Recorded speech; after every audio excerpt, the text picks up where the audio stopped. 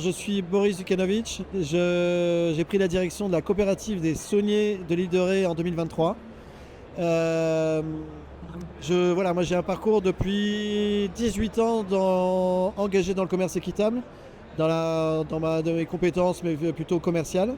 Et voilà, naturellement que je suis venu à la coopérative pour continuer cette défense des producteurs, de produits d'exception, de soutien de producteurs, d'agriculteurs qui ont besoin d'être rémunérés à la juste valeur de leur savoir-faire et de leur travail.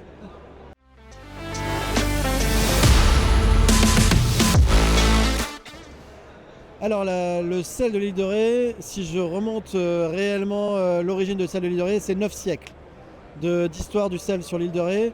L'apogée du sel, c'était fin 19e, début 20e siècle, fin 19e siècle. Justement avec l'arrivée du chemin de fer, des réfrigérateurs, la vocation du sel a décliné et donc les producteurs ont commencé à se structurer en coopérative il y a 80 ans, dans les années 40, pour arriver à se soutenir collectivement. La coopérative existe depuis 80 ans.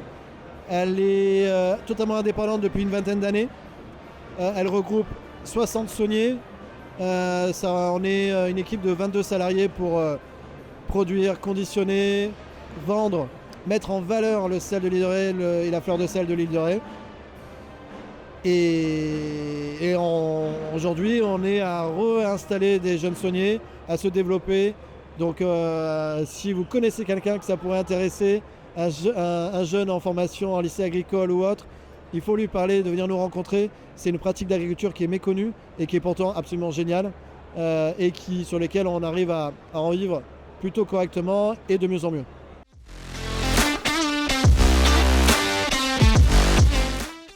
Alors, mon histoire avec le salon d'agriculture, je l'ai fait en tant qu'exposant il y a une quinzaine d'années. Moi, c'est toujours un événement, je trouve que c'est une chance française. C'est un salon presque improbable.